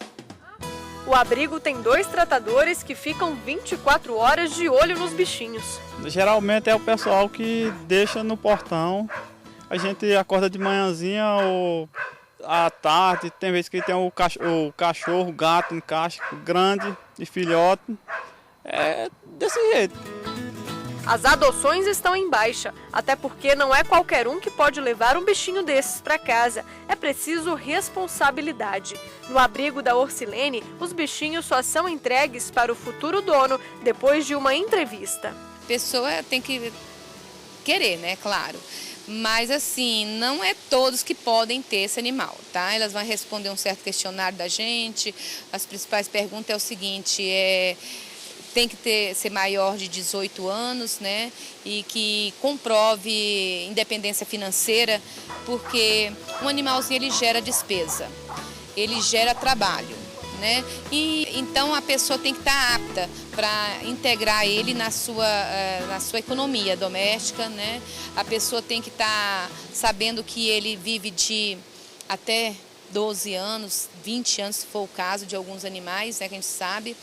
Ele tem que saber, enfim, que ele vai ser um componente da família. Tatiana é voluntária no abrigo da Sociedade Humanitária Brasileira. Ela garante que os 200 cães e gatos sejam cuidados até a hora da adoção. É um trabalho que a gente faz porque gosta de bicho, porque não aguenta ver o sofrimento dele na rua. Então é um trabalho que a gente dedica todo o nosso tempo livre a cuidar, a retirar bicho de maus tratos, a atender aqueles que estão passando necessidade na rua e cuidar de todos eles que estão aqui no nosso abrigo. A tecnologia ajuda os abrigos a não fecharem as portas. A divulgação nas mídias sociais tem dado resultado. Afinal, eles vivem de doações. A gente precisa de pessoal que tenha disponibilidade, que possa vir aqui na chácara, cuidar, fazer um carinho, ver se está tudo bem, se tem alguém precisando de alguma coisa. E o financeiro também, que a gente vive de doações. A gente não conta com nenhum apoio de empresário, de governo, de político, nada. Realmente são colaboradores que conhecem o nosso trabalho, adotantes dos nossos animais.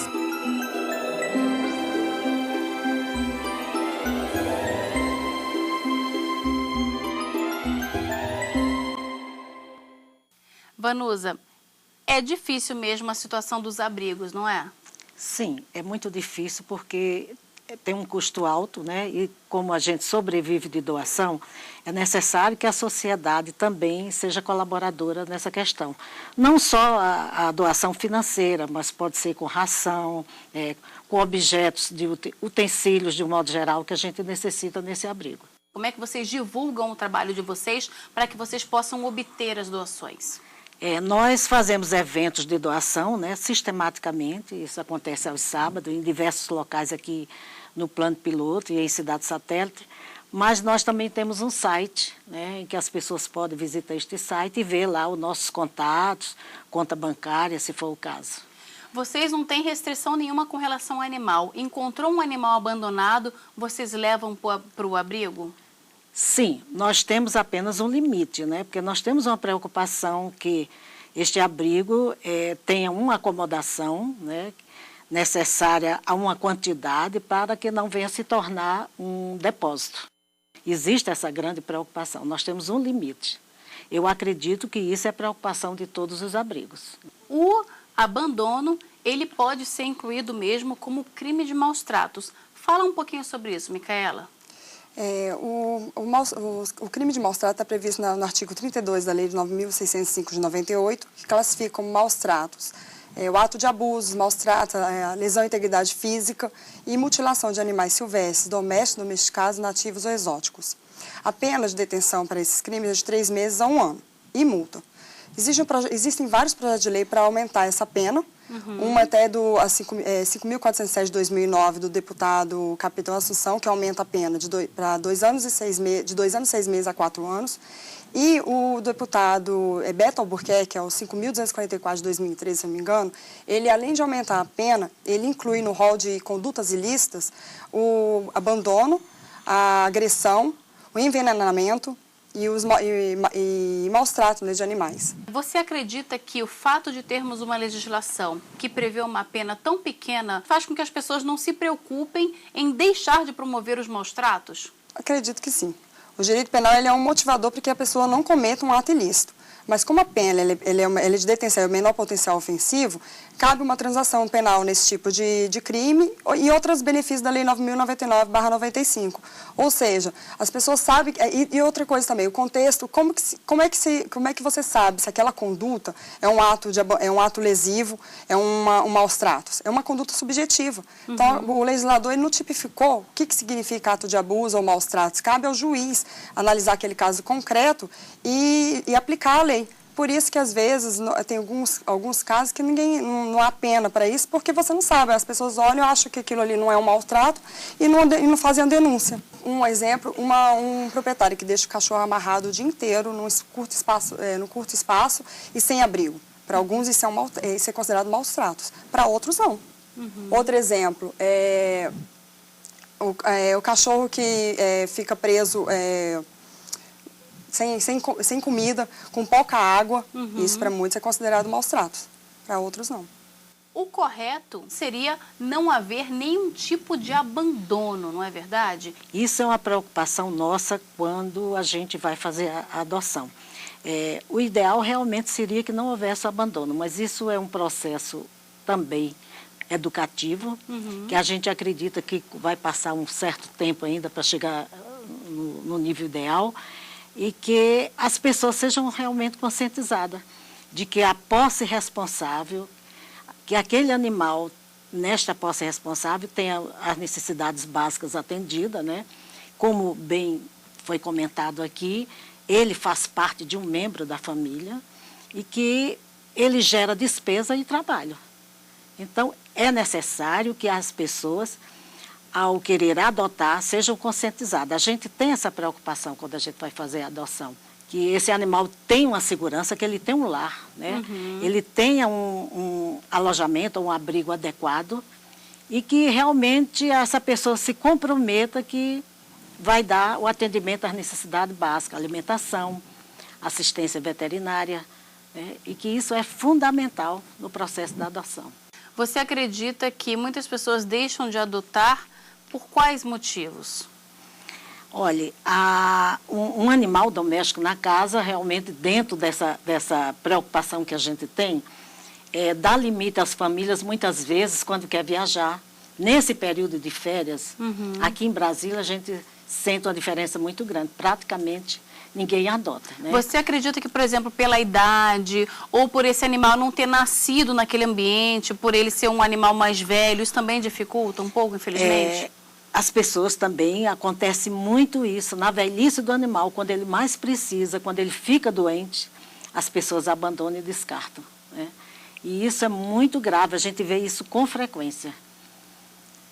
Agora, quando o animal é filhote, realmente existe um interesse muito grande, é bonitinho, parece aquele bichinho de pelúcia. Eles esquecem que ele vai crescer, que ele vai ocupar um espaço, que ele vai gerar despesa e com a velhice surge aqueles problemas em decorrência da velhice, que são doenças, né? Isso é muito comum. A gente vai continuar com a nossa conversa, mas agora vamos para um breve intervalo e daqui a pouco estamos de volta com mais Meio Ambiente por Inteiro. Não saia daí.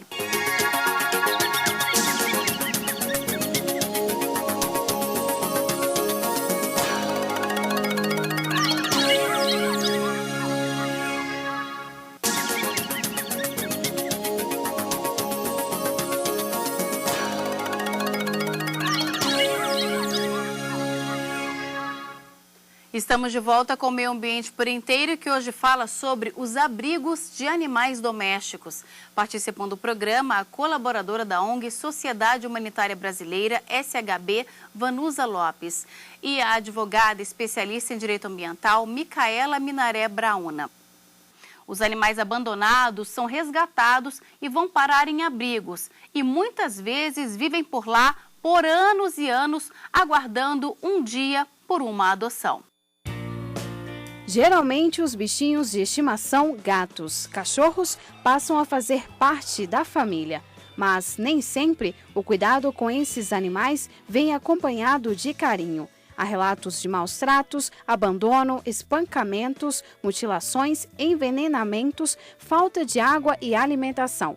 Segundo a Organização Mundial de Saúde, o Brasil tem cerca de 10 milhões de gatos e 20 milhões de cães em situação de risco. Cerca de 15 animais são deixados diariamente aqui no Centro de Controle de Zoonoses do Distrito Federal, muitos pelos próprios donos. Os animais são cuidados e vacinados contra a raiva pelos veterinários. Já os que sofreram maus tratos geralmente são trazidos pela polícia, mas poucos sobrevivem. Quando o animal chega por maus tratos, geralmente eles chegam muito debilitados.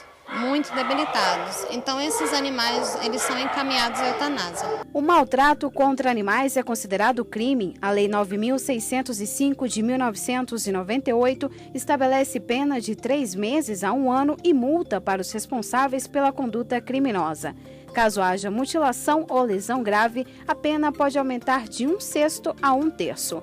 E se o animal morrer, a pena máxima poderá chegar a 6 anos. É uma pena pequena, é daquelas que caracterizam um crime como de menor potencial ofensivo e, portanto, ela autoriza, dentro do processo penal, a chamada transação penal, que permite que o processo seja suspenso e não haja uma punição efetiva. Tanto os animais das zoonoses de Brasília quanto os do abrigo Flora e Fauna estão disponíveis para doação. Aqui ele vai escolher o animal ou o animal vai escolhê-lo e ele vai assinar um termo de adoção, se responsabilizando por esse animal e aí vai conviver com o animal e levar para casa e cuidar.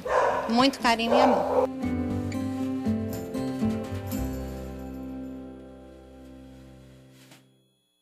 Micaela, você acredita que se houvesse o maior incentivo do governo, os abrigos, eles teriam mais condições de cuidar desses animais? Acredito. Como não tem incentivo, também não tem fiscalização. Então, é uma pequena parte da população que cuida desses abrigos e acaba que a sociedade desconhece e abandona os animais nas ruas, o que gera, como já foi dito aqui, doenças, maus tratos, né? E acaba aumentando também a procriação desses bichinhos de estimação na rua, que gera um maior problema para a sociedade e para as cidades. Muitos abrigos, eles fazem a castração dos animais, não é, Vanusa? Sim. Isso é muito importante, né? A esterilização, tanto para machos como fêmeas, evita a procriação desordenada. O abrigo, isso que eu queria colocar, deixar bem claro aqui, ele tem uma grande importância no trabalho, porque ele faz a retirada do animal de rua, que é um trabalho sanitário, ele tem essa característica, né? Além dele dar uma condição de sobrevivência para esse animal, o abrigo é aquela fase temporária em que o animal fica para ser tratado, que na maioria eles vêm com problemas de saúde, enquanto aguardam a adoção. A gente viu aí o caso de uma médica que trabalha no hospital, mas que dedica o tempo livre também. Muito importante esse trabalho voluntário, não é, Vanusa? Muito importante. Sem o voluntário fica difícil a gente realizar o trabalho, né? E o grupo de voluntário, ele se organiza de uma forma de que realmente cada um tem um compromisso, supervisiona aquele trabalho, né? Vai até o abrigo, porque no nosso caso, né, da SHB, são tratadores que moram lá e nós moramos fora, né? Na maioria em plano piloto, na maioria dos voluntários trabalham. E esse trabalho é realizado nos momentos em que a pessoa tem disponibilidade. Agora, a educação é muito importante, né, Micaela? A educação do proprietário faria com que muitos animais não fossem parar nos abrigos. A primeira prevenção seria a educação, até para evitar a aplicação de penalidades. A convivência harmônica entre os animais e os homens é uma forma de evitar que o direito penal surja. Um exemplo, quando a pessoa pensa em adotar um animal ou aceitar até um presente, ele deve levar em consideração que esse animal ele pode viver de 12 anos ou mais. Então ele tem que pensar no gasto que ele terá, com quem que ele deixará esse animal quando ele tiver que viajar em férias, em feriados prolongados. Existem alguns abrigos que possuem hotel para receber esse animal. O que ocorre? Quando você não tem esse discernimento, você acaba sobrecarregando uma pessoa da família, aquela pessoa que não seria responsável pelo animal. E isso acaba gerando os maus tratos. Portanto, aquela pessoa que não consegue cuidar de si, não consegue cuidar de um animal, não consegue cuidar de si. Se ela não respeita o animal, ela não respeita a si mesma. E é nesse momento que surge o direito penal, ou seja, quando existe o rompimento da razoabilidade, da convivência, que deveria ser pautada no bom senso, no respeito, na responsabilidade, as penas surgem para ser aplicadas. Ou seja, o direito penal é um motivador para inibir a prática de uma conduta ilícita, para inibir os maus tratos, para inibir os atos de abuso, as agressões físicas, né, e inclusive as mutilações dos animais. Eu queria colocar aqui, evidenciar a questão da relação do ser humano com o animal, é muito importante, que hoje em dia se aplica a pet terapia, né? Para as pessoas idosas, né? Pessoas depressivas, crianças que são deficientes. E me parece que surgiu agora recentemente, eu vi uma matéria semana passada, que está havendo abertura até levar o animal de estimação dentro do hospital onde o proprietário está internado. Eu vi também. Então, isso se faz necessário em muitos casos, né? A importância da relação do animal com o ser humano. Eu queria falar também, Micaela, sobre a questão da posse responsável. O que significa ter uma posse responsável? É você ter aquele discernimento de que você vai ter gasto com aquele animal. Ou seja, isso como não está previsto dentro da lei do artigo 32, uma modalidade de posse, que seria um maltrato, você abandonar um animal, então essa posse responsável seria uma forma de educação, não legislativa. Então, a posse responsável é você ter aquele discernimento de que você vai ter gastos com o animal, que você tem que ter uma boa convivência com ele, um respeito, uma ética, né? uma convivência baseada na ética, para que não haja o maus trato, para que não ocorra em nenhuma penalidade, previsto no artigo 32. Como é que no abrigo vocês garantem que não vai faltar comida para os animais nem tratamento médico? Nós temos um planejamento, na medida que vai ficando escasso, a gente faz campanhas na mídia, né? Solicitamos as pessoas, os colaboradores que são permanentes. Nós temos um grupo de colaboradores, todas as ONGs têm, né? E fazemos bazar para adquirir renda, rifa. E aí a gente vai se virando, como se diz, para que realmente não falte. Vanusa, o importante mesmo é a conscientização, não é? Sim, isso é muito importante, a conscientização, a educação da população, porque não se deve abandonar animais na rua, né? Além do problema de ficar transmitindo doenças, esses animais ficam sofrendo, morrem, na maioria das vezes atropelados. Quer dizer, gera uma situação muito desagradável para a sociedade. E nós que trabalhamos, somos protetores, a gente não tem suporte suficiente para recolher todos os animais, porque são milhares. Então, nós estamos aqui, inclusive, apelando à população que antes de abandonar o animal, recorra a outras pessoas amigas, onde possa passar este animal para pessoas que sejam responsáveis e que vai cuidar, de que largar na rua. Nós já tivemos vários casos que a pessoa muda e deixa o animal na porta de casa. São várias as situações. Vendeu a casa, deixou o animal lá dentro, o comprador também não quis. Então, são várias situações assim, até de horror. Eu entendo assim, enquanto não for aprovada a lei que classifica o abandono como ato ilícito, eu acho que os maus tratos continuarão, porque o abandono é uma das principais causas de transtorno até da sociedade e para as cidades, né, que gera uma superprodução. Então, eu imagino que, eu acho que as pessoas devem denunciar um mau trato, levar esses fatos à autoridade policial para que seja instaurado um inquérito e que se apure se aquele crime realmente é um crime ambiental. Eu acho que isso já é uma forma de inibir esses abusos, esses maus tratos, e as pessoas terem mais consciência de que não se deve abandonar um animal, de que não se deve maltratar. É fácil encontrar ajuda, não é, Vanusa? Nesses casos, na hora que você flagra um animal sendo abandonado ou sendo maltratado. Sim, eu divulgo, inclusive, o meu telefone para contato, é 8172-2817, para fazer orientação quando a pessoa se encontra em situação muito difícil com este animal, que muitas vezes está mudando de estado, que está mudando de residência, que não pode levar o animal, a gente procura orientar. A gente não tem disponibilidade para receber todos, mas a gente procura orientar a população, né, nesse sentido. Olha, muito obrigada pela presença de vocês aqui no nosso programa. Foi um prazer, né? Eu gostaria de agradecer também, porque isso aqui é de muita importância. Quanto mais houver divulgação nesse sentido, será melhor para os animais. Obrigada. Eu acho um excelente programa que conscientiza muito a sociedade. E nós ficamos por aqui, mas na semana que vem a gente volta a se encontrar em mais um Meio Ambiente por Inteiro. Se você quiser enviar alguma sugestão para a gente, anote o nosso endereço, meioambienteporinteiro@stf.jus.br. Obrigada pela sua companhia e até o próximo programa. Tchau!